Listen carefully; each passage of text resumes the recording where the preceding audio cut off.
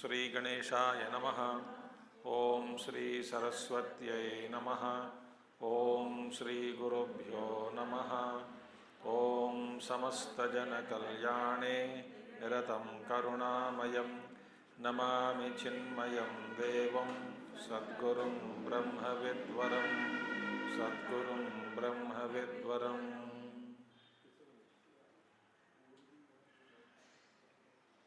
ओम व्यासं वसिष्ठनत्तारं शक्तेः पौत्रमकल्मषं पराशरात्मजं वन्दे शुकतातं तपोनिधिं।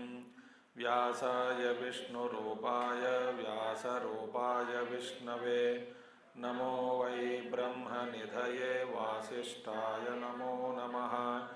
वसुदेवसुतं देवं कंसचाणूरमर्दनं देवकी परमानन्दं कृष्णं वन्दे जगद्गुरुं कृष्णं वन्दे जगद्गुरुम्।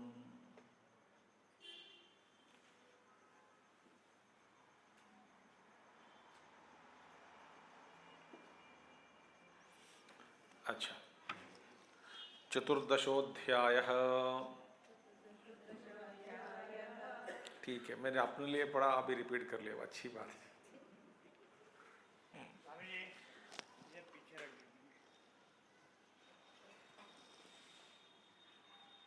चतुर्दशोध्यायः।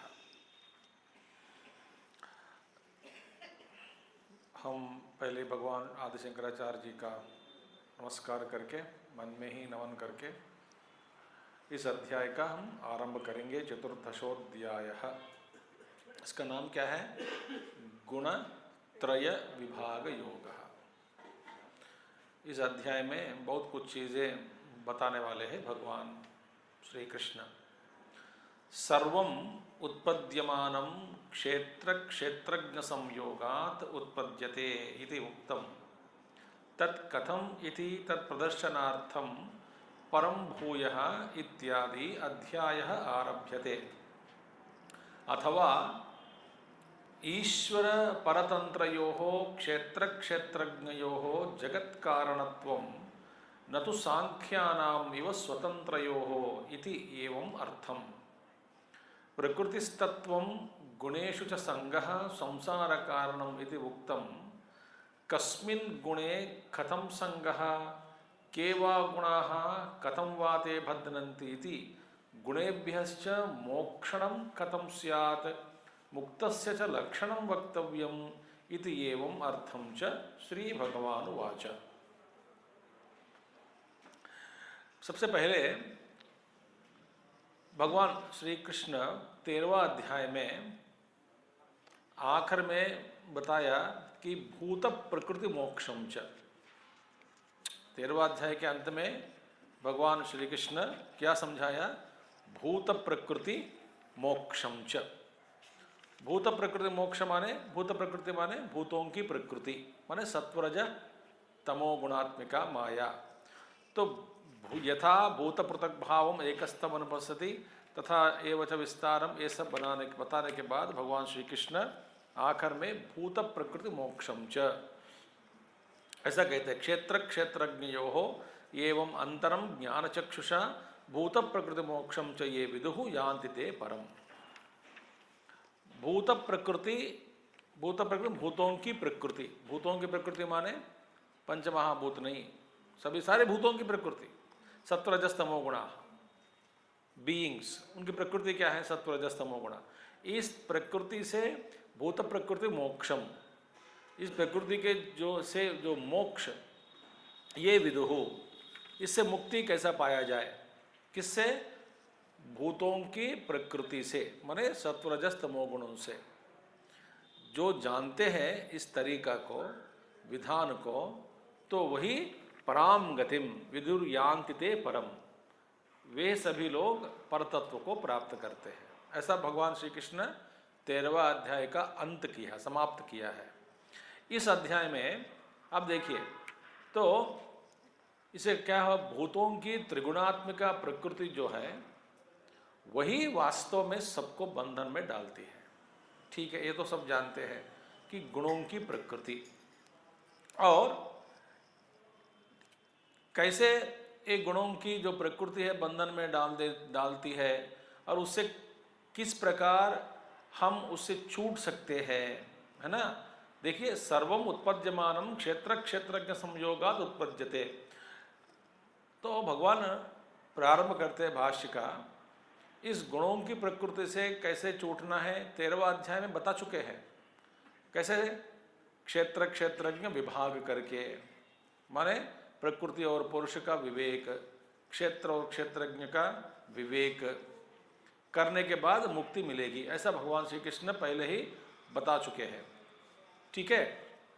और माने ये प्रकृति वहाँ पे बताया गया कि जो कुछ भी स्थावर जंगम है, क्षेत्र क्षेत्रज्ञ संयोगात, स्थावर और जंगम, जो कुछ भी स्थावर और जंगम है, हाँ, इन सब की उत्पत्ति कहाँ से 13वां अध्याय में बताया, क्षेत्र और क्षेत्रज्ञ के संयोग के कारण ही इन सब की उत्पत्ति होती है। अच्छा, तब फिर ईश्वर क्या कर रहे हैं?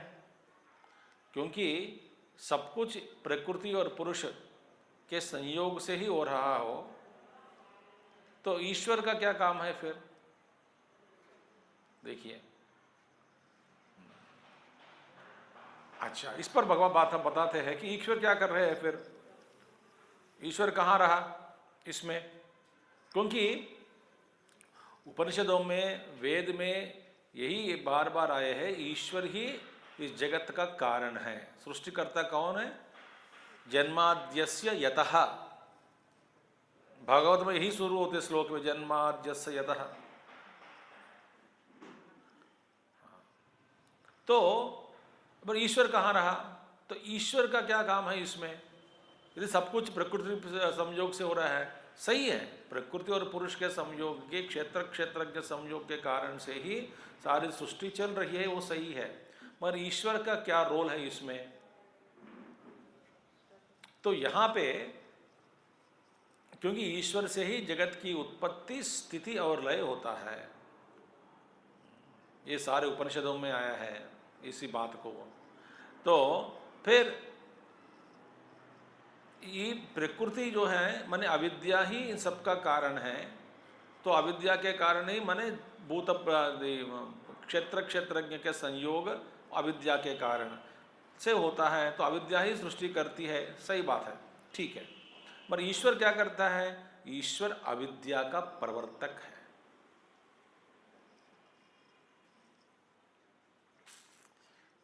ये है बात। तो प्रवर्तक के रूप में जगत कारणम, वो अविद्या को भी प्रेरणा देने वाला कौन है? अविद्या को सचेत करने वाला कौन है? बीज रूपी अविद्या को प्रकट करने वाला कौन है? सृष्टि के रूप में है, संयोग के कारण ही, मगर ये संयोग कराने वाला कौन है? वो है ईश्वर। इसीलिए यहाँ पे तो भगवान स्वयं कहते हैं गीता अध्याय में भी, अहम सर्वस्य प्रभवः, 10वें अध्याय में, और मैं इस जगत का पिता हूँ, धाता हूँ, जगत का मूल हूँ। एक और आप कहते हो ईश्वर ही, वो ईश्वर आप कहते हो आप ही कारण है, दूसरे और भी कहीं भी कहते हो कि प्रकृति और पुरुष के जो, और या तो क्षेत्र क्षेत्रज्ञ संयोग के कारण है सारी सृष्टि चल रही है, ऐसा आप भी बता देते हो। सही है, दोनों सही है, मगर इसका संचालन करने वाला प्रवर्तक कौन है? ईश्वर ही है। तो इसलिए सर्वम उत्पद्यमानम, जो कुछ भी उत्पन्न हुआ, क्षेत्र क्षेत्रज्ञ संयोगाद उत्पद्यते इति उक्तम। क्षेत्र और क्षेत्रज्ञ के संयोग के कारण ही ये सारी सृष्टि चल रही है, ऐसा पहले बता दिया है। उत्तम, आपके पास किताब है ना, पढ़ सकते हैं। उत्तम तत् कथम इति, आप देखो ये कैसा संभव है, इसकी उत्पत्ति कैसी हुई?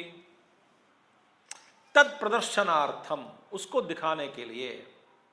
अब भाई मैंने कैसे हुआ? मैंने गुणों से, किन किन गुणों से क्या क्या उत्पत्ति हुई, सत्वगुण से क्या क्या आया है, रजोगुण से क्या क्या निकला, तमोगुण से क्या क्या निकला है, इसका विस्तार इसलिए तत्कथम इति तत्प्रदर्शनार्थम परम भूयः इत्यादि अध्यायः आरभ्यते। परम भूयः, यहाँ से इस श्लोक से आरंभ होने वाला जो गीता का अध्याय है उसको हम आरंभ करेंगे। भगवान श्री कृष्ण परम भूयः करके इस श्लोक से शुरू करते हैं, चतुर्दश अध्याय।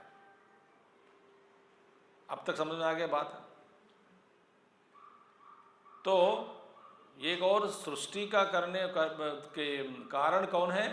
ईश्वर ही है। सो ईश्वर ही कारण है, पर किस रूप में, किस माध्यम से? प्रकृति और पुरुष को, अविद्या को प्रेरणा करके, माया को प्रेरित करके। तो वो तो माया प्रभु है, मायापति है। माया ईसन आप कहूं, तो आपको क्या कहते हैं? माया के पति, माया के ईश्वर आपको कहते हैं। तो इत्यादि अध्याय आरभ्यते। अथवा ईश्वर परतंत्रयोः क्षेत्र क्षेत्रज्ञयोः जगत कारणत्वम। आप देखिए इसका मतलब क्या दिखाना चाहते हैं?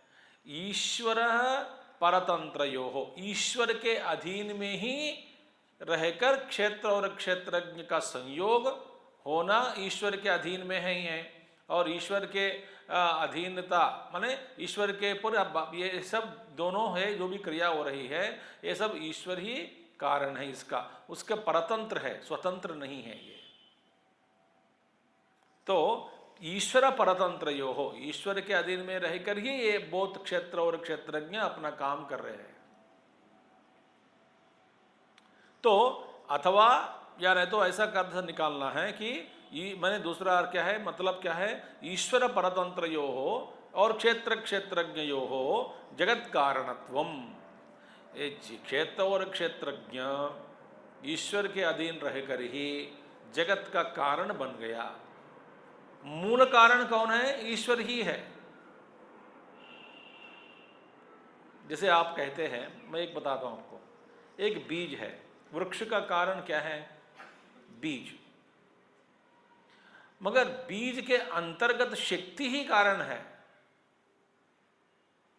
अंतर्गत शक्ति यदि बीज में नहीं होती तो बीज वृक्ष के रूप में या अंकुर के रूप में परिवर्तित नहीं होता।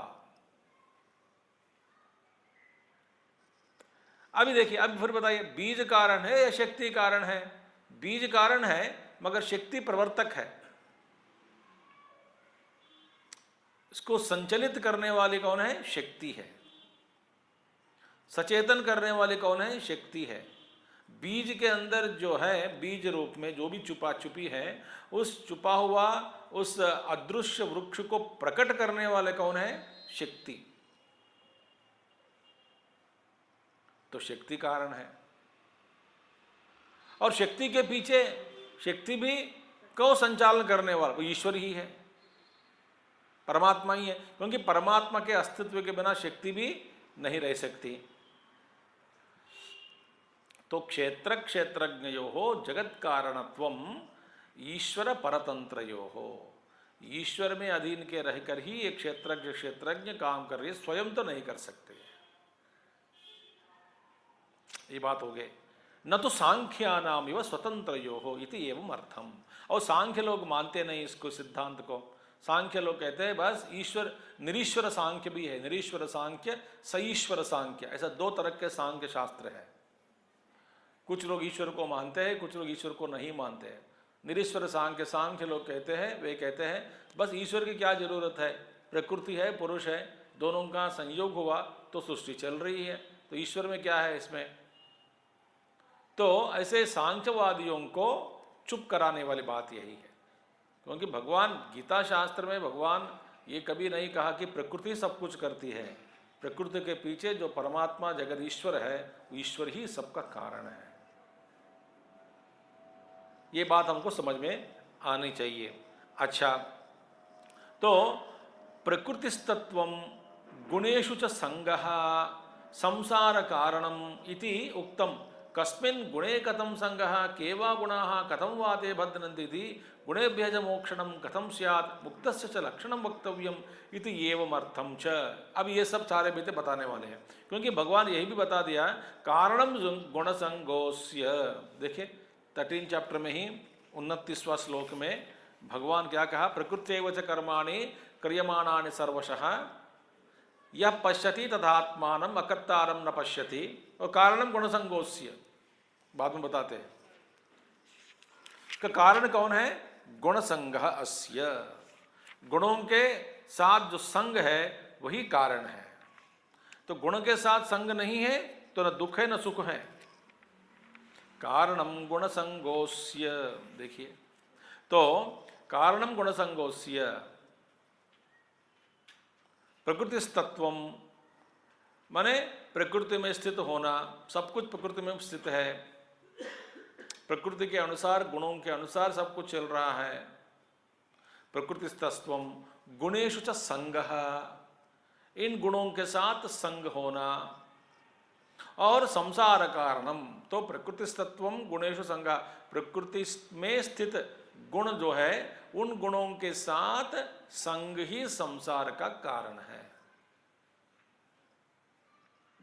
अब नीचे से जाएंगे, संसार क्या है, दुखमय है, दुख देने वाले संसार। इसका क्या कारण है, त्रिगुण है, गुणात्मिका, गुणों में संग, गुण होने दो पर गुणों के साथ संग होना ही इसका कारण है, संसार का कारण है। एक गुण किसमें स्थित है, प्रकृतिस्थः, तो प्रकृतिस्तत्वम गुणेषु च संगः संसार कारणम इति उक्तम। कस्मिन् गुणे कथम संगः, अभी किस गुण में किस प्रकार के संग होता है। 3 गुण है, सत्वगुण, रजोगुण, तमोगुण। सत्वगुण में भगवान आगे कहते हैं ये लोग इस कारण के ये कारणों के साथ इस कारण के कारण साथ सत्व में बद्ध है, ये लोग रजो में बद्ध हैं, ये लोग तमोगुण में बद्ध हैं। सत्व में बद्धनाथी आगे कहेंगे, सत्वगुण में बंधन में डालते हैं।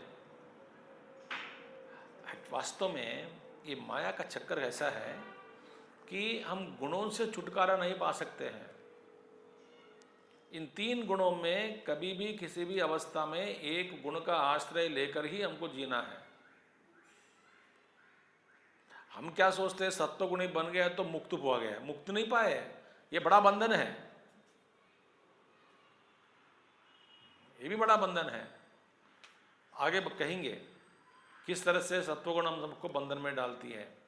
तो कथम संगः केवा गुणाः, गुण कितने हैं, कथम वाते बध्नन्ति इति, और कैसे ये तीनों गुण हमको बंधन में डालती है। और गुणेभ्यः च मोक्षणम कथम स्यात्, और इन गुणों से ऊपर जाना, उठकर गुणों के परे जाना, गुणों से भी ऊपर। निस्त्रैगुण्यो भव अर्जुन, त्रैगुण्य विषया वेदाः निस्त्रैगुण्यो भव अर्जुन। ये अर्जुन, सारे वेद भी त्रिगुण के अंदर ही है, तुम निस्त्रैगुण्य भव अर्जुन। तो कैसे बनना चाहिए, कैसे संभव है। और मुक्तस्य च लक्षणम वक्तव्यम, और मुक्त पुरुष का लक्षण क्या है, जो इन गुणों से छुटकारा पाया उसका लक्षण कैसा है, लक्षण शास्त्र। उनको पहचाना कैसे, उनको पहचाना मैंने अपने आप को पहचानना होता है। जैसे कि कोई बीपी पेशेंट है, डॉक्टर के पास चला गया और बोलता है कि सिर घूम रहा है, ये कुछ, तो गोली दी, डॉक्टर साहब फिर कैसे पता चलता है कि मुझे अभी बीपी ठीक हो गया है। बोला जब चक्कर नहीं होता, तब ये नहीं होता, तब ये नहीं होता, तुम सबको ऐसा ऐसा महसूस होता है, हल्कापन होता है, अच्छा है, ये है, वो है, ये कुछ चीज़ें बता देते हैं। जब ये कुछ चीज़ें हो रही हैं, इसका मतलब सोचो कि तुम्हारे बीपी अभी कंट्रोल में है। ये हो लक्षण शास्त्र। लक्षण शास्त्र, आंख नहीं खुल रहा है, सिर दर्द हो रहा है, घूम रहा है, चक्कर आ रहा है, शायद बीपी है, ये भी लक्षण है। तो बीपी का लक्षण और बीपी जिसके पास नहीं है, माने ज़्यादा बीपी नहीं है, बिल्कुल मर जाएगा। जिसके पास बीमारी रूपी का बीपी जिसमें नहीं है, तो उसका लक्षण क्या है। इसी तरह ये गुणों का लक्षण क्या है, माने मुक्त पुरुष का लक्षण क्या है, ये सब वक्तव्यम इति एवं अर्थम च श्री भगवान वाच। ये सब ऐसा समझाने के लिए अबे भगवान वाच। ठीक है, यह है अध्याय का आरंभ में भगवान जी का भाष्य। परम श्री भगवान वाच परम भूय प्रवक्ष्यामि ज्ञानानां ज्ञानमुत्तमम् यज्ञात्वा मुनयः सर्वे परां सिद्धिमितो गताः।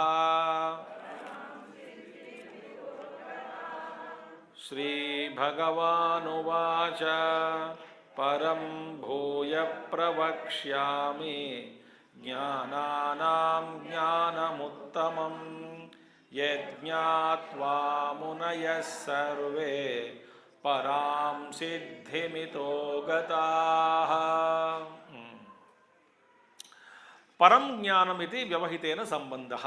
भगवान कहते हैं पहला शब्द श्लोक का परम, और आखिर में जो आया ज्ञानम, ज्ञानम उत्तमम में ज्ञानम, तो परम ज्ञानम व्यवहितेन संबंधः। ये दोनों शब्द ऐसा संबंध जोड़ना चाहिए। परम जो शब्द ज्ञानम के साथ जाएगा, परम ज्ञानम। तो परम ज्ञानम भूयः प्रवक्ष्यामि, दोबारा तुमको उस परम ज्ञानम बताऊंगा, समझाऊंगा। भूयः प्रवक्ष्यामि, वो परम ज्ञानम क्या है? ज्ञानानाम उत्तमम। परम ज्ञान क्या होता है?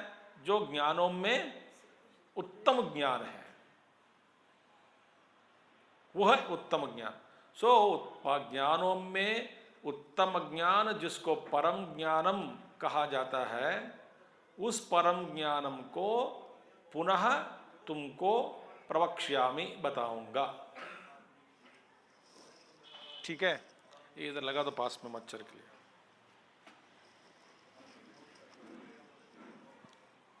परम ज्ञानम पुनः प्रवक्ष्यामि ज्ञानानाम उत्तमम यद ज्ञात्वा मुनयः सर्वे पराम सिद्धिम इतो गताः। अब देखिए इसका भाष्य धीरे धीरे हम प्रवेश करेंगे। भूयः पुनः पूर्वेषु सर्वेषु अध्यायेषु असकृत उक्तमपि प्रवक्ष्यामि। भूयः का शब्द क्या है? भगवान जी, इसका मतलब आप परम ज्ञानम इसी अध्याय में समझा रहे हैं क्या? नहीं, इस 13 अध्याय में पूरा ज्ञान ही ज्ञान है, जिसको सुन सुनकर आप थक गए।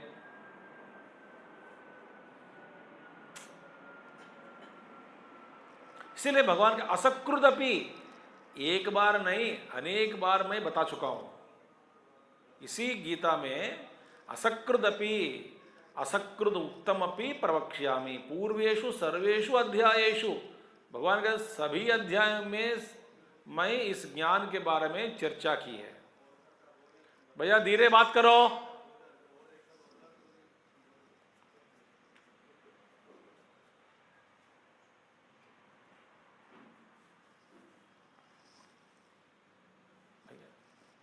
भूयः पुनः पूर्वेषु सर्वेषु अध्यायेषु असकृत अपि, पहले बीत गए अध्यायों में बार बार इस ज्ञान की चर्चा मैंने कर दी, ज्ञान का उपदेश तुमको दिया। फिर भूयः, क्योंकि इस अध्याय में अर्जुन का प्रश्न नहीं था। जैसे 13वां अध्याय में 12वां अध्याय में कई अध्याय में अर्जुन का प्रश्न पहला, तो अर्जुन के प्रश्न सुनकर उत्तर के रूप में भगवान उस अध्याय का प्रारंभ किया, उपक्रमण किया। कुछ कुछ अध्याय ऐसे हैं भगवान स्वयं शुरुआत करते हैं। 13वां अध्याय भगवान ने शुरुआत किया है उपदेश। प्रश्न तो मधुसूदन सरस्वती जी का था, है ना। तो अभी प्रवक्ष्यामि असकृत अपि। अब देखिए, तच्च परम परवस्तु विषयत्वात् किम तत् ज्ञानम सर्वेषां ज्ञानानाम उत्तमम उत्तम फलत्वात्। अब देखिए, इसको कहते हैं परम ज्ञानम, क्योंकि पहले बता देना परम और ज्ञानम दोनों साथ में जाएगा, है ना। परम ज्ञानम क्यों कहा गया? तच्च परम, क्योंकि वो पर है। देखिए, पर माने श्रेष्ठ, अच्छा, और उत्तम भी है। श्रेष्ठ और उत्तम, पर सबसे पर माने श्रेष्ठ है, उत्तम भी है। पर अर्थ का भगवान समझा रहे हैं, परम माने परवस्तु विषयत्वात्। इसको परम ज्ञान में परम का मतलब क्या है? परवस्तु विषयत्वात्। परवस्तु माने पर, परब्रह्म, परमात्मा, वही वस्तु है। वो जिस वस्तु को, परमात्मा को ही विषय करने वाला जो ज्ञान है, उसको कहते हैं परम परम ज्ञानम। That which makes supreme knowledge as the object of our knowledge is called param jnanam. That which makes supreme, the supreme, as our the object of our knowledge, that is called supreme wisdom or supreme knowledge. तो तच्च परवस्तु को विषय करने वाला है, इसलिए परम ज्ञानम, और उत्तम फल भी है वो। किम तत्, और बोल के तच्च परम परवस्तु विषयत्वात् किम तत् ज्ञानम, कौन सा ज्ञान है? सर्वेषां ज्ञानानाम उत्तमम ज्ञानम, सभी ज्ञानों में जो उत्तम ज्ञान है, उत्तम ज्ञान का लक्षण यही है। वो उत्तम ज्ञान क्या करता है? परवस्तु को, परब्रह्म परमात्मा को विषय बनाकर समझाने वाला जो ज्ञान है, इसलिए उत्तमम ज्ञानम। तो उस ज्ञान को उत्तम फल देने वाला है, इसीलिए उत्तम ज्ञानम। उत्तम फल क्या है? मोक्ष रूपी उत्तम फल देने वाला जो ज्ञान है। अभी क्या है, भगवान शुरुआत किया है 14 अध्याय। कैसे शुरुआत किया? मैं तुमको भूयः पुनः दोबारा अनेक बार मैं कह चुका हूं, तो भी फिर भी और एक बार मैं सुनाने जा रहा हूं। क्या सुनाया जा रहा है? परम ज्ञानम। ठीक है, तो यहां तक तो समझ में आ गया आपको बात। आगे देखेंगे, ज्ञानानाम इति न अमानित्वादीनाम। अब देखिए, ज्ञान शब्द सुनते ही 13वां अध्याय में भगवान श्री कृष्ण हमको ज्ञान ज्ञेय में ज्ञान भी समझाया कि नहीं? वहां पे ज्ञान साधन के रूप में बताया। वहां पे ज्ञान का अर्थ क्या है? अमानित्वम, अदम्भित्वम, अहिंसा, क्षांतिरार्जवम, आचार्योपासनम, शौचम, स्थैर्यमात्म विनिग्रह करके ऐसा बताया है ना। आज 7वें श्लोक से 7 से लेकर के भगवान समझा दिया। इसमें वो ज्ञान समझाने के बाद वो ज्ञान के बारे में भगवान इति ज्ञानम इति एतत् ज्ञानम इति प्रोक्तम अज्ञानम यदतोन्यथा। वहाँ पे ज्ञान का मतलब क्या है? ज्ञान साधन दिया है। ये मूल्य जो है 20 वैल्यूज जो है, तो अमानित्वम, अधम्भित्वम, अहिंसा, क्षांति, आर्जवम, ये सब ज्ञान है। ये सब ज्ञान क्यों कहा गया? हमने देखा है, ज्ञान साधन जो है, साधन को भी ज्ञान का ही नाम दे दिए उपलक्षण में, माने इस साधन को भी ज्ञान कहा गया। क्यों कहा गया? क्योंकि गंतव्य स्थान जो लक्ष्य है, लक्ष्य का नाम ही गाड़ी का नाम लगा देते हैं। Mumbai express, Mumbai is on platform number 3। अरे मुंबई प्लेटफॉर्म नंबर 3 हो तो पागल थोड़ी हो 2000-3000 खर्च करके। नहीं, मुंबई प्लेटफॉर्म नंबर 3 पर नहीं है। इसका मतलब मुंबई ले जाने वाले जो गाड़ी जो है, वह गाड़ी तीसरे नंबर प्लेटफॉर्म पर है। तो साधन जो है, साधन को भी लक्ष्य का नाम हम दे देते हैं।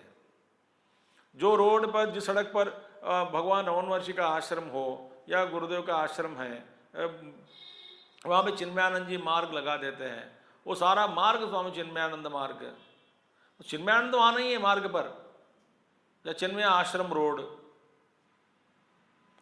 तो वो सारा रोड को, मार्ग को, ज्ञान को भी दे दिया है। भगवान यहाँ समझा रहे हैं किस ज्ञान के बारे में बात कर रहे हैं। जो अमानित्वादी ज्ञान कहा गया वो ज्ञान नहीं है, वो तो साधन के रूप में बताया गया ज्ञान है। यहाँ पे ज्ञान अलग है, ठीक है। यह सब क्या ज्ञान साधन है, अमानित्वम अदम्भित्वम। यहाँ पे उस अर्थ को नहीं लेना चाहिए।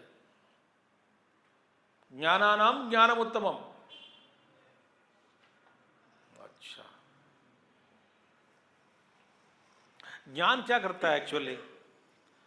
कोई भी ज्ञान हो, विषयों का अज्ञान को दूर करने वाला ही ज्ञान है।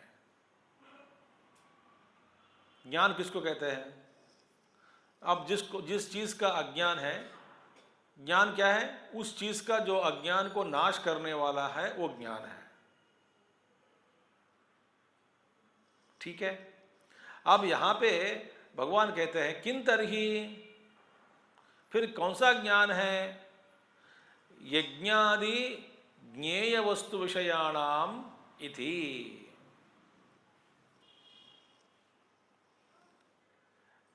ज्ञाना दशांजान सुनिए, ज्ञानों में उत्तम ज्ञान है।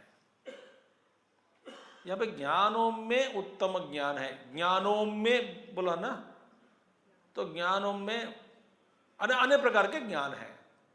इन सभी ज्ञानों में उत्तम ज्ञान ये है, आत्मज्ञान जो भी है। मैं बताऊंगा, उत्तम ज्ञान समझाऊंगा। कितने प्रकार के ज्ञान है? ज्ञान का एक अर्थ है 13वां अध्याय में, वहां पे ज्ञान किसको नाम दिया गया? साधन को ज्ञान का नाम दे दिया है। भगवान शंकराचार्य जी कहते हैं यहां पर ज्ञान का अर्थ वो नहीं है, अमानित्व वो नहीं है। फिर कौन सा ज्ञान यहां पे लेना है और किस लिए इस ज्ञानों में वो उत्तम ज्ञान है? भगवान कहते हैं यज्ञादि ज्ञेय वस्तु विषयाणाम इति। यज्ञ आदि का ज्ञान जो है, किस तरह? यज्ञ, तपः, दान, न त्याज्यम करके आता है आखिर में साधन के लिए। यज्ञ, याग, तपः, दान इत्यादि जो कुछ भी कर्म है, इन सब के जो ज्ञान है, अच्छा वो ज्ञान का फल क्या है? तो यज्ञ करना है, तो यज्ञ का ज्ञान। कब, किस लिए, किस प्रकार का दान देना है, वो दान के महिमा, उसका ज्ञान, ठीक है। तपस्या करनी है, किस चीज के लिए, कौन सी तपस्या करनी है, कैसी करनी है, इसका ज्ञान। अब हो गए अलग अलग प्रकार के ज्ञान। ये ज्ञानों में से उत्तम ज्ञानम मैं अभी समझाऊंगा, क्योंकि ये ज्ञानों से भी परे है ये ज्ञान।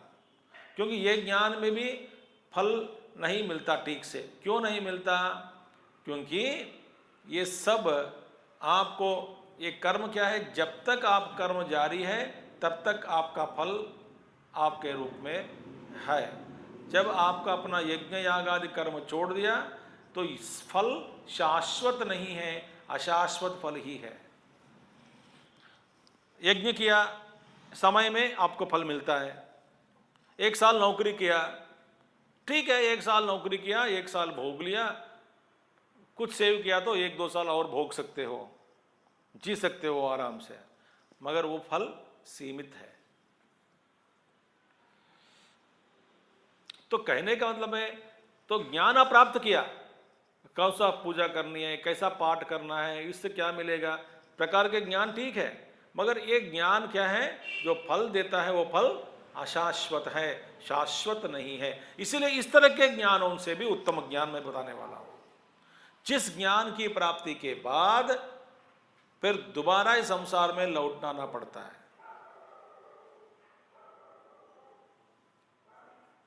अच्छा,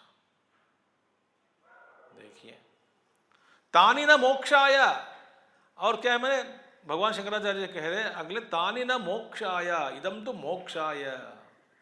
तो यज्ञ करो, तप करो, दान करो, क्रिया करो, कुछ भी कीजिए आप, करवाइए, कुछ भी बड़े बड़े यज्ञ कीजिए, आपको मोक्ष देने वाला तो नहीं है।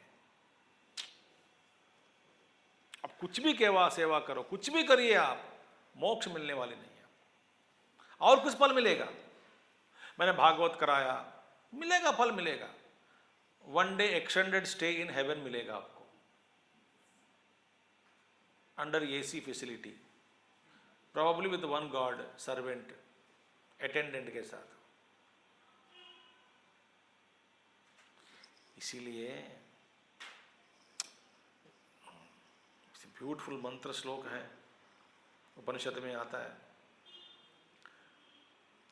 परीक्ष्य लोकान् कर्मचितान् ब्राह्मणा निर्वेदमायात् नास्ति अकृतः कृतेन तद्विज्ञानार्थं गुरुमेवाभिगच्छेत् समित्पाणिः श्रोत्रियं ब्रह्मनिष्ठम्।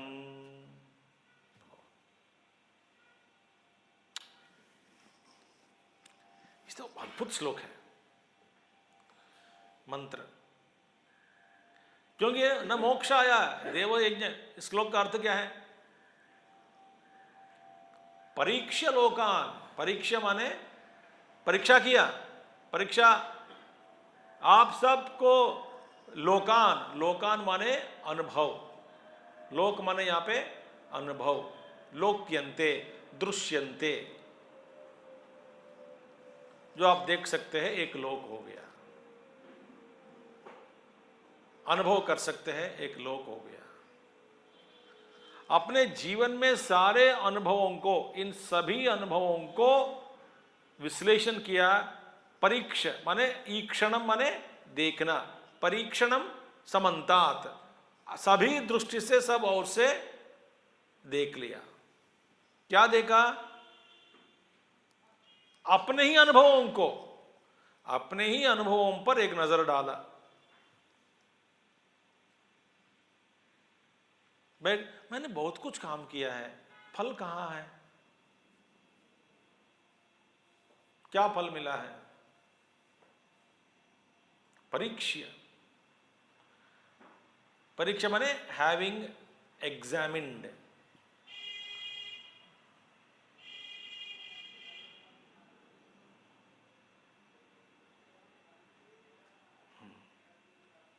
एक ब्राह्मण है, ब्राह्मण माने साधक,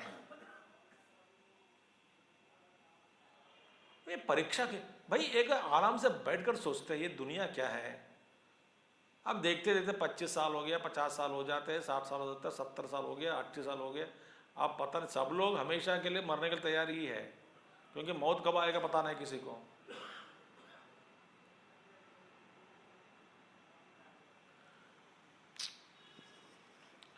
तो अब देखिए, परीक्षा तो परीक्षा किया, लोकान सारे अनुभवों को, परीक्ष लोकान ब्राह्मणाः निर्वेदमायात्, निर्वेद माने डिस्पैशन, वैराग्य, सब अनुभवों को। इसलिए जब आप, हमारा जो जीवन के जो जितने भी अनुभव है, उन सबको आप देखने के बाद, विश्लेषण करने के बाद, कुछ लोगों को गुस्सा बढ़ जाता है कि मैंने इतना किया देश के लिए, इतना किया परिवार के लिए, इतना किया बच्चों के लिए, वापस दोबारा कोई कुछ मेरे लिए कुछ नहीं किया। एक मूर्ख को इस तरह का गुस्सा आता है। ये ब्राह्मण क्या करेगा, माने साधक क्या करेगा, ज्ञानी क्या करेगा? अच्छा, ये जगत का ही स्वभाव ही ऐसा ही है। अब ये कंप्लेंट करके क्या फायदा भाई? ये नतीजा है, इसकी रूपरेखा कल्पना ऐसे ही है जगत की, जगत का। करना क्या है फिर भाई? ये दुनिया टेढ़ा ही रहेगा। अरे हमको सीधा होना है तो तुम सीधा हो जाओ, दुनिया को सीधा करने का प्रयास मत करो। तुम टेढ़ा हो जाओगे, दुनिया कभी सीधी नहीं होगी। कुत्ते के पूंछ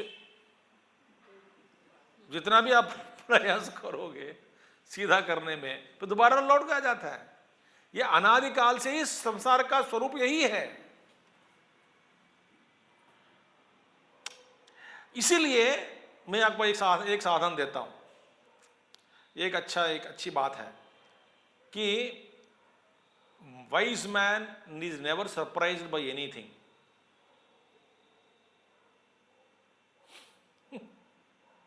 सोचो आप, वो आश्चर्य कभी नहीं होता है। किसी ने धोखा दिया वो हंसता है, किसी ने ऐसा किया हंसेगा। भाई ये स्वरूप ही है।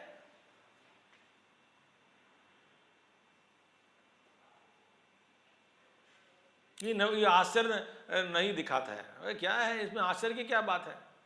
नहीं आप उन्होंने ऐसा से परीक्ष लोकान। हाँ लोक क्या है? देखिए कर्मचितान, इस पर आप ध्यान करोगे ना। ची माने चयनम माने कलेक्शन, समेटना, एकत्रित करना। चयनम माने समेटना, एकत्रित करना, इकट्ठे करना, चयनम। और कर्मचिति माने कर्मों कर्मों के डेरे, बड़ा डेर है। देखिए ये पृथ्वी लोक है। अब देखो ये लोक है, हमारा लोक है। अभी इस हॉल में बैठे हैं, ये हमारा लोक है अभी, क्योंकि हम सबको एक तरह का अनुभव हम चाहते हैं। इसलिए आप भी बैठ गए, मैं भी बैठ गया हूं। इसमें हालांकि कुछ श्रोता हैं, एक वक्ता है, मगर सभी का ध्यान कहां पर चल रहा है? गीता में ही। तो हम सब भगवत गीता के लोक में ही बैठे हैं। ठीक है, इस लोक में बैठे किस लिए बैठे? हम सब चाहते हैं। आज हमने संकल्प किया कि आज शाम को जाएंगे। कुछ लोग सोचा कि स्वामी जी इस तरफ बैठेंगे तो कैसा रहेगा, कम से कम देखेंगे, तो इसलिए कुछ लोग भी आ गए। कल आएंगे कि नहीं पता नहीं, वो तो हो गया एक अनुभव के लिए। माने ये अनुभव की कांक्षा आप चाहते हैं तो ठीक है, आगे आप। माने आज का विषय के लिए ये हम सबका लोक बन गया। और ये अनुभव के लिए, इस अनुभव के लिए माने बैठकर 1 घंटा 1.5 घंटा प्रवचन सुनना या गीता पर थोड़ा ध्यान करना, इस लोक का अनुभव हम सब करना चाहते हैं। इसीलिए ये सारी चीजें इकट्ठी हुई। माइक आ गया, कारपेट आ गया, एक बैठने का आसन, कुर्सियां लग गई, साफ सफाई हो गई, और 2-3 दिन से नया मंच पर कि कोई सामान कुछ नहीं लगवाया, सब खाली करवा दिया। सब कुछ जो कुछ भी चिति हुई माने कलेक्शन हुआ, ये किस लिए हुआ? केवल हमारे जो इच्छाएं हैं, इन इच्छाओं की पूर्ति के लिए ही ये सब लोग बन गए आज।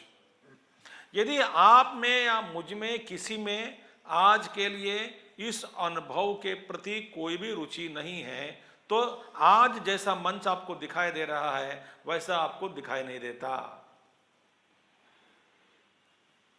चलो ठीक है, नया मंच है इसीलिए पूर्ण कुंभ स्वागत करेंगे, माला भी पहनाएंगे। कल नहीं मिलेगा मुझे ये सब, अब अगले महीने में नहीं मिलेगा। तो आज के लिए ही केवल अनुभव के लिए चिति हुई, कर्म चिति है ना। आप में किसी की रुचि नहीं है, ये लोक नहीं बनता ना। लोक माने एक अनुभव का जाल, अनुभव का वातावरण नहीं बनता ना। अब देखिए पृथ्वी लोक इसीलिए है, कई लोगों को इस लोक पर आकर, लोक में आकर कुछ कुछ अनुभव करना चाहते हैं, उन सभी के लिए ये पृथ्वी कड़ी है।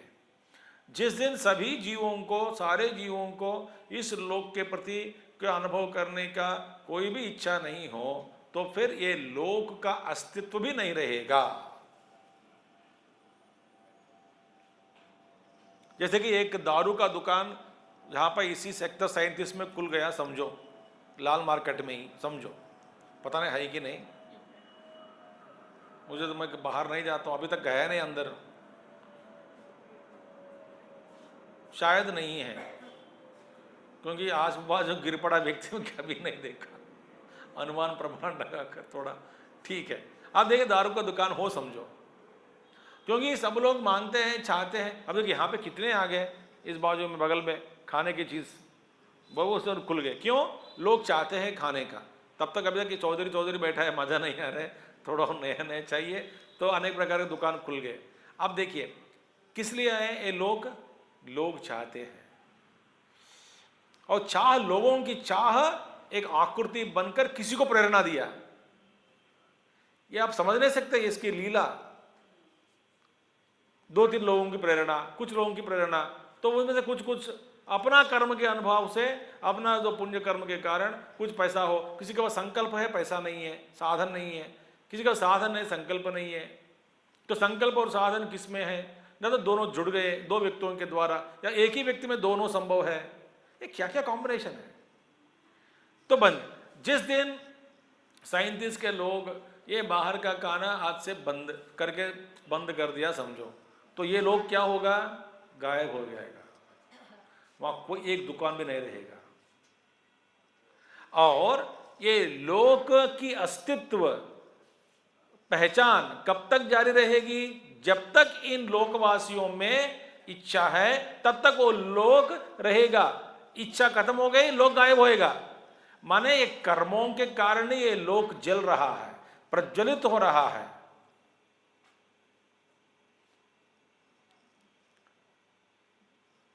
सारे इच्छाओं को दूर कर दिया, वहां पे लोक ही नहीं है। अग्नि प्रज्वलित हो रही है, एक एक लकड़ी अलग अलग कर दिया तो वहां पे अग्नि नहीं रहेगी, बुझ जाएगी आग। सभी लोग डाल, इसलिए आग प्रज्वलित है। इसी तरह कर्मचितान लोकान ब्राह्मणान ये सोचा कि एक एक लोक की अस्तित्व के लिए ये शरीर धारण किया, इसीलिए इस शरीर को सुबह उठाना, फिर नहलाना, धुलाई करना, खाना खिलाना, दवाई दिलाना, खिलाना पिलाना, चलाना। और बैठ नहीं सकते, बैठ गए तो मोटा हो जाओगे, तो चलना पड़ेगा, चलने से घुटने दर्द, उसके लिए वो पट्टी बांध कर चलो, नहीं तो पैर में दर्द, वो दर्द, ये दर्द, यहाँ पे चलने का मौका नहीं, और नई जगह ढूंढो। ये क्या संसार है ये सब।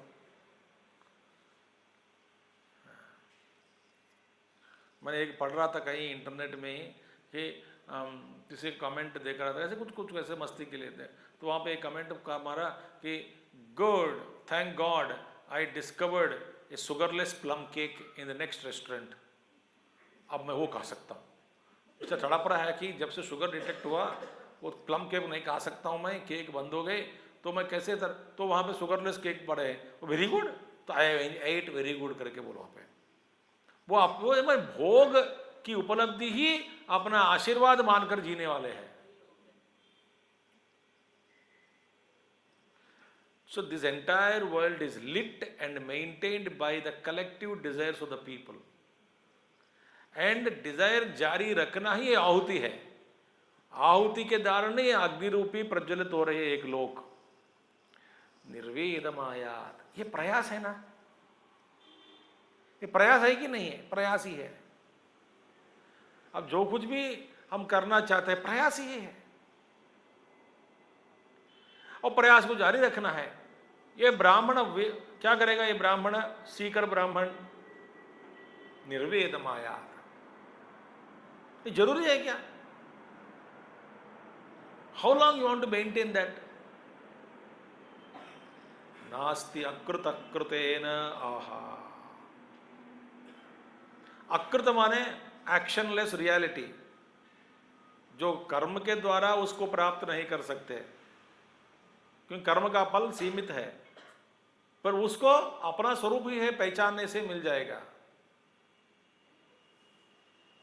कृतेन, तो कर्म रहित जो फल है वो कर्म के द्वारा कैसा संभव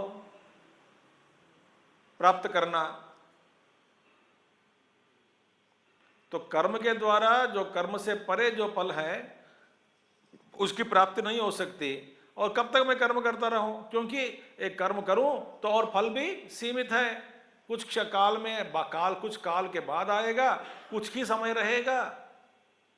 ये क्या झंझट है, ये क्या प्रयास है। जिस दिन आदमी को ये सब बेकार दिखता है ना, क्योंकि ये सब कल्पना मात्र है, तब उसे निवृत्त हो जाता है। इसीलिए तान न मोक्षाय, यज्ञ करो, देव यज्ञ करो आदि, तप करो, दान करो इत्यादि, ये सब न मोक्षाय, इदंतु मोक्षाय इति। इदम ज्ञानम परम ज्ञानम उत्तमम ज्ञानम, जो कहने वाला हूं वो तुमको मोक्ष देने वाला ज्ञान है।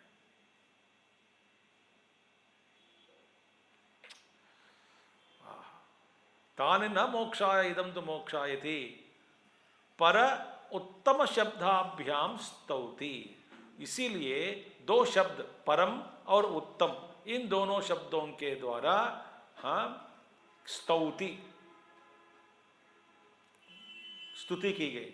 क्यों? श्रोत्र बुद्धि रुचि उत्पादनार्थम, श्रोत्रा के बुद्धि में रुचि उत्पादन करने के लिए ही भगवान ये शब्द प्रयोग किया, ये उत्तमम और परम। ऐसा जो शब्द किस लिए प्रयोग किया गया? रुचि पैदा करने के लिए। अच्छा बताइए, देखिए, रुचि पैदा दो तरह से करवाते हैं। एक वस्तु है, आप उस वस्तु के बारे में बड़े छेड़कर बोलकर बढ़ा दिया, चढ़ा दिया, गुण में वस्तु के गुणों को बढ़ाया चढ़ाया, बहुत छेड़कर बोलना, बोलकर रुचि पैदा करना एक बात है, वो धोखे देने वाली बात है। जैसे हर दुकानदार करने के लिए प्रयास करते हैं। ये तो किसी चप्पल के दुकान में वहाँ पे एक स्टिकर लगाया, this is life time guarantee chappal, तो बहुत महंगा है, 15,000 का है। तो किसी ने सोचा कि बढ़िया खूबसूरत चप्पल है, ये एक बार खरीद लो, जीवन में फिर दोबारा खरीदना नहीं पड़ता। से बोला सच है कि लाइफ गारंटी? लाइफ गारंटी साहब, कभी ये जब तक आप जिंदा तब तक ये रहेगा, पक्का पक्का लिख के दोगे? बस लाइफ गारंटी दे देता हूं। दे दिया, वो खरीद लिया 15,000, वास्तव में उसका 500 रुपया का है, वो 14,500 खाया। कोई आदमी बैठा खड़ा है, वो देख रहा था, वो अंदर जाके पूछा ये क्या धोखा दिया तुमने?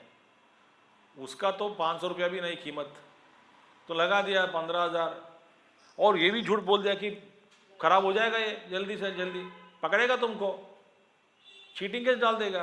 बोला नहीं हो सकता। क्यों? इसीलिए कि 15,000 पे किया, वो कभी यूज नहीं करता, इस्तेमाल नहीं करता, इस्तेमाल नहीं करता, इसलिए लाइफ गारंटी है। तो मैंने क्या धोखा दिया इसमें? क्योंकि वो लाइफ गारंटी यूज नहीं करता है, 15,000 का है, 15,000 का है करके। इसी तरह हम कभी कभी कपड़े, अच्छे अच्छे कपड़े पहनते नहीं, जूते पहनते नहीं, तो थाली होती है सोने की थाली, चांदी की थाली, कभी खाते नहीं, बस साफ करो फिर अंदर रखो।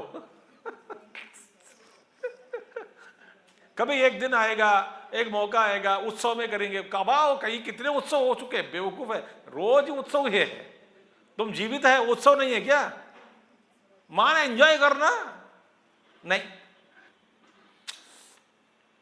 तो बड़े चढ़कर बोलना नहीं, वास्तविकता को समझाकर प्रेरणा देना। और इस वास्तविकता में ही इतनी अभिरुचि है, हो जाती है। क्यों? क्योंकि ये तो शाश्वत फल देने वाला है।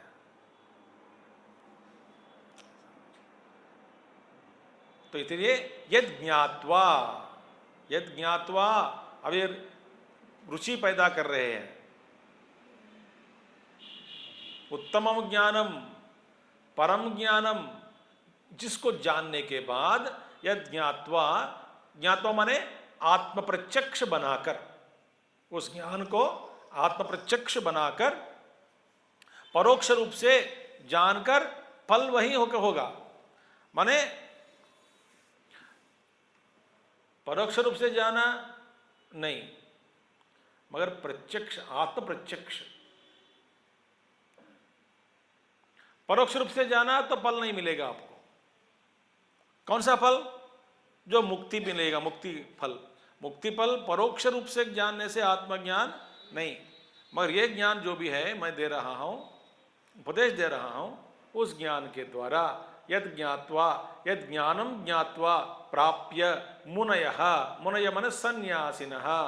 अब देखिए, अब बार बार इस शब्द को सुनकर घबराना नहीं चाहिए, सन्यासी सन्यासी सन्यासी, क्योंकि सन्यासी ही मुख्यमंत्री बन गया। अब क्या घबराएंगे आप?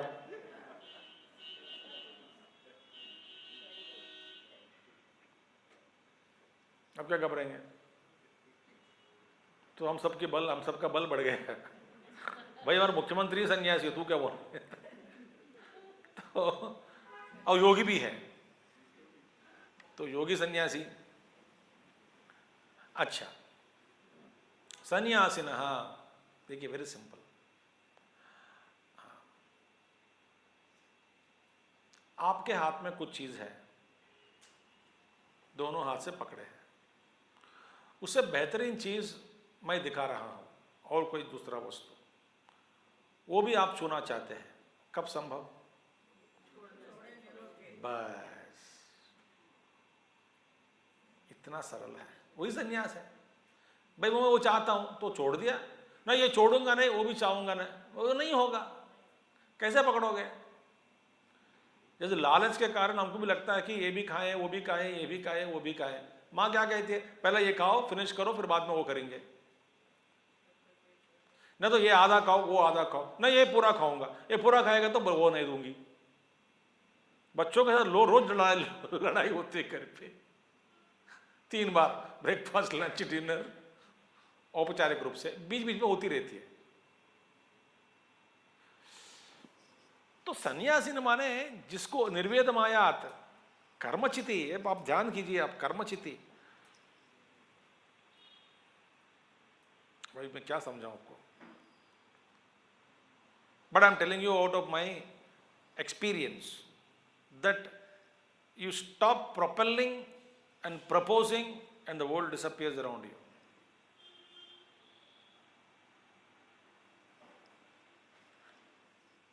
अब ये अनुभव की बात है, क्योंकि संकल्प जगत है।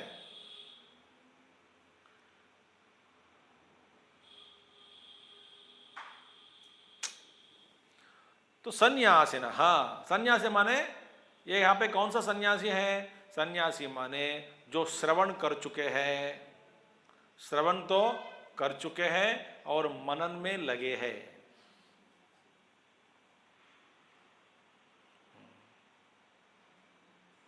ठीक है, यद ज्ञात्वा मुनयः सर्वे आया ना, मुनयः श्रवण कर चुके हैं और सन्यासी मनन में लगे हैं, वो है। वो क्या है? परमात्मा तत्व कैसा है, ये तो श्रवण कर चुके हैं। क्या तत्व है, ये श्रवण से मिल गया। इसलिए क्या है ना, मैं हूं, ये ज्ञान, ऐसा अनुभव सबको है कि नहीं? मैं हूं, सब जानते हैं, मगर मैं क्या हूं ये पता नहीं।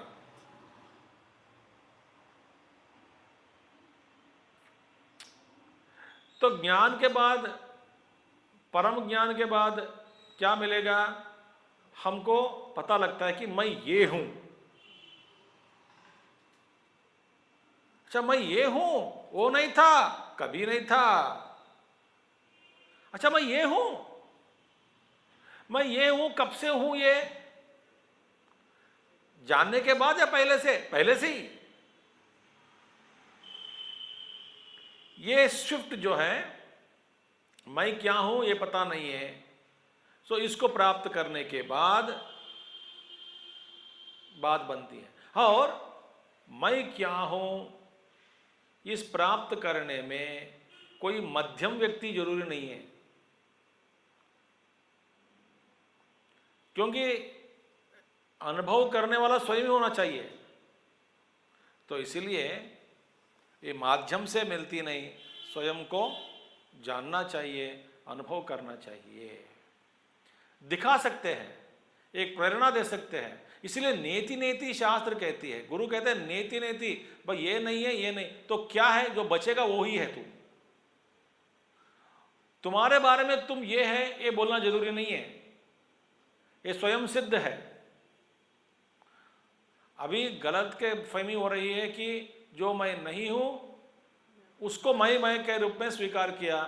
कभी मैं शरीर हूं, कभी मैं मन हूं, कभी मैं ये हूं, कभी मैं वो हूं।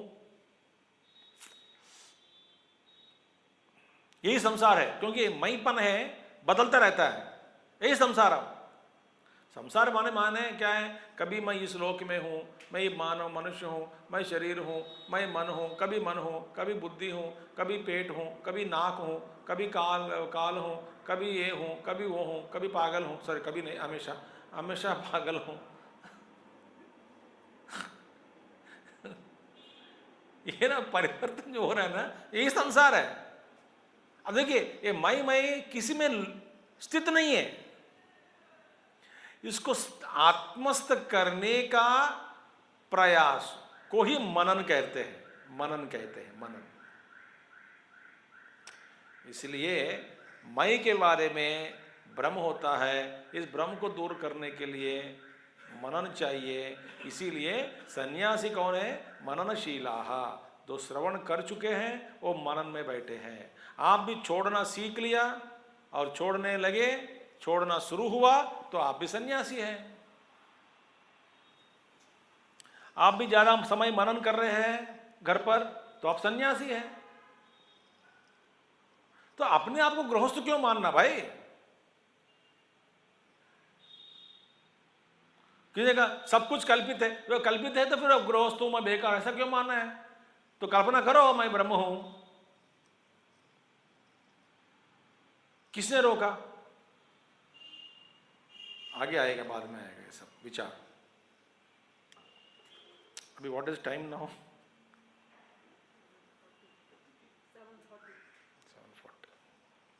ठीक है, मननशीलाः, इसलिए सन्यासिनः मननशीलाः, यद ज्ञानम ज्ञात्वा प्राप्य मुनयः माने सन्यासिनः माने मननशीलाः, मनन करने वाले। क्योंकि मुनयः मननशीलाः, श्रोत्र सुनकर श्रवणम हो गया, मनन में प्रवेश किए सन्यासी लोग, सर्वे पराम सिद्धिम मोक्षाख्यम, मोक्ष रूपी पर सिद्धि को प्राप्त कर लेते हैं। मोक्ष भी ये कैसा समझाऊं आपको?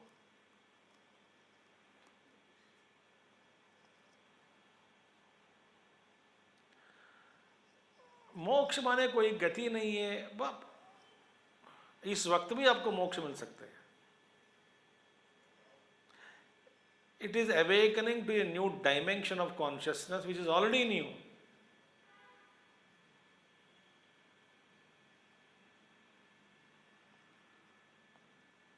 कल देखेंगे इसका विस्तार थोड़ा। तो मुनयः सर्वे पराम सिद्धिम मोक्षाख्यम इतः माने यहां से जाने के बाद, यहां से जाने के बाद माने गति की बात नहीं कर रहे हैं। आस्मात् देह बंधनात् ऊर्ध्वम गताः प्राप्ताः, इस देह बंधन से छूटने पर, इस देह बंधन से छूटने माने मरना ना, नहीं। अब देखिए, ये देह बंधन में क्या है? बंधन बुद्धि में है। चलो आप बता देते हैं आज ही। बंधन बंधन बंधन हम कह रहे हैं, ये किस, जरा ध्यान से सुनिए, बंधन किस में है, कहां पर है? बुद्धि में है। क्यों, कैसे बुद्धि में है? क्योंकि हाँ, मैं एक जीव हूं, ये कहता कौन है? बुद्धि के ज्ञान। तो बुद्धि में ही बुद्धि कहती है, तो बुद्धि में मैं कहता हूं, बुद्धि में मैं स्थित हूं विचार में कि मैं एक शरीर हूं, मान लिया तो शरीर हो गया। और ब्रह्म बुद्धि ब्रह्माकार मैं ब्रह्म हूं, तो आप अपने आप को ब्रह्म मान लिया तो जगत का अदृश्य हो गया। तो मानने में ही है ये सब संसार,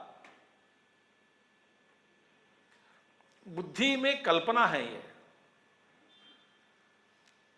तो इसलिए मैं ब्रह्म हूं ये भी बुद्धि में स्थित हुआ ज्ञान है।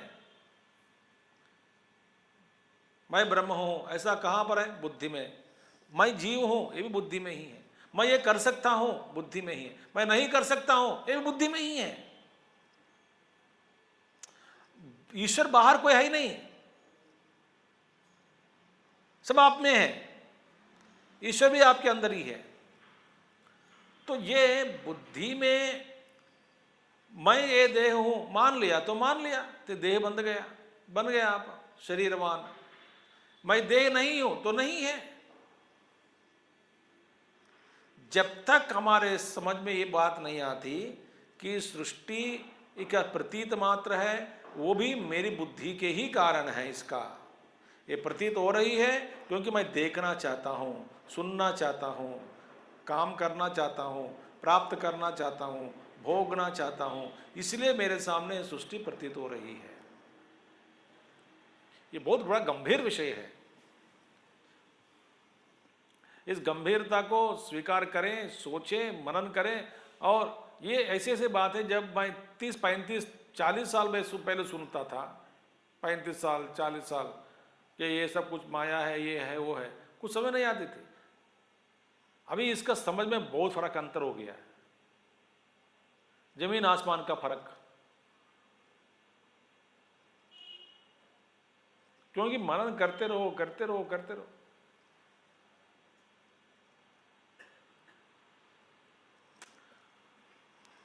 इसलिए अस्मात् देह बंधनात् ऊर्ध्वं गताः, बस इस देह बंधन से ही ऊपर उठ गया। शरीर, मन, बुद्धि, चित्त, अहंकार, ये सभी कल्पनाएं हैं। इन सारे कल्पनाओं से आप ऊपर उठ गए। कैसे उठ गए? बस इनकार करना सीखो।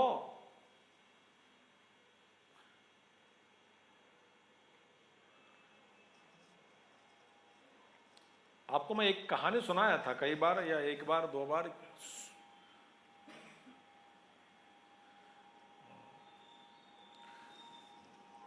एक व्यक्ति एक गांव जाकर एक छोटा सा जो बकरी का जो बच्चा, लैम्ब बोलते हैं अंग्रेजी में,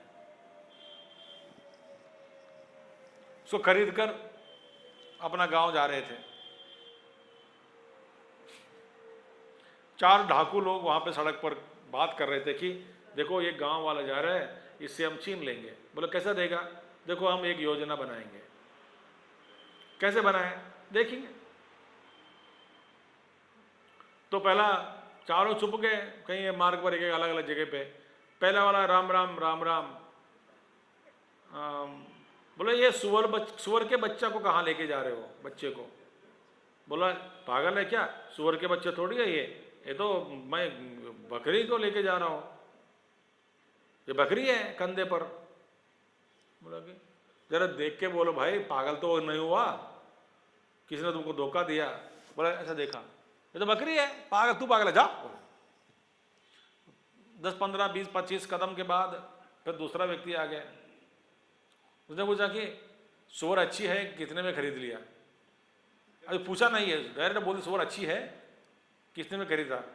बोले पागल हो गया तो चक्कर खा तो गाली दिया कि ये पागल क्या कह रहे हो, कि ये तो सुअर नहीं है, ये तो बकरी है, मैं गांव से ले आ रहा हूँ, खरीद लिया। तो क्या बोल रहे हो तुम? सुअर के बच्चे कितने? दिमाग तो आंख ठीक करो। शायद इस दिशा में जो भी जा रहे हैं सबका आंख गड़बड़ हो गया। पहले वाले भी ऐसे पूछा, पागल था, तू भी पागल निकला, जाओ निकलो। बोले सर माफी मांगता हूं, चला गया। तीसरे आदमी बोला मैं 100 रुपए दूंगा, सुअर के बच्चा को दे दो मुझे। बोला अरे अरे, तो सीधा बात करने लगे कि 100 रुपए दूंगा, मैं तो खरीद लिया 500 रुपया में, वो 100 रुपए देने वाला चाहता है। ये पागल है, ये सुअर के बच्चे थोड़ी है। पहले बार वो उड़ाने चले गए। 14 आदमी आया, वो बोला एक यार तुमको मानना पड़ेगा। बोला क्यों? तारीफ करने लगा, इस तरह के अच्छे सुअर के बच्चा को लेके आया, इतना प्यारा लग रहा है। हट तेरे तो घर के सुअर के बच्चा ही होगा। घर के वहां पे छोड़ दिया, चला गया घर, वो लेके आ गया। माने 4 लोग बता दिए तो मान गए। तो मानने में ही है, निश्चय ज्ञान नहीं हुआ। यदि आप निश्चय पर पहुंच गए, भाई मेरे आंखें हैं, मेरे आंखें मेरे को धोखे नहीं दे सकते, ये तो है ही, मैं स्पर्श कर रहा हूं, सब कुछ ठीक है, तो ठीक है, ठीक है। तो मानने में ही है बात। तो इस मान को, माने जो मानते हैं उस मान को, वो हम ऊपर उठना चाहिए। ये प्रमाण है हमारे लिए। क्या प्रमाण है? शरीर है, ये हमारे प्रमाण निकालते हैं हम, एक नए नए प्रमाण निकलते हैं हमारे लिए। तो ये शरीर बंधन से छूटना, ऊपर उठना ही मोक्ष है। जिस दिन हमको ये समझ में आएगा शरीर में नहीं हो, तब मौत का डर नहीं है, क्योंकि जन्म ही नहीं है तो मौत कहाँ से है। इस लोक में साथ कोई संबंध नहीं है, जाना आना भी मिथ्या है। मैं वैसा हूं वैसा ही हूं, जैसा हूं वैसा ही हूं। ये बुद्धि में ही ये सब प्रॉब्लम बनती है। इसीलिए अस्याह च सिद्धे एकांतिकत्वम दर्शयति। इस ज्ञान, अस्या माने ज्ञान की प्राप्ति के लिए क्या? एकांतिकत्वम। एकांतिकत्वम माने एक अंतिकत्व, माने अव्यभिचारी वृत्ति अभी चाहिए। तो एकांतिकत्वम, एकांतिकत्वम एक हो गया ईश्वर के साथ। कैसा है ईश्वर के साथ एक होना? इसका मतलब क्या है ये हम कल देखेंगे। ओम पूर्णमदः पूर्णमिदं पूर्णात् पूर्णमुदच्यते पूर्णस्य पूर्णमादाय पूर्णमेवावशिष्यते। ओम शांति शांति शांति। हरि ओम श्री गुरुभ्यो नमः। हरि ओम। सद्गुरुनाथ महाराज की जय।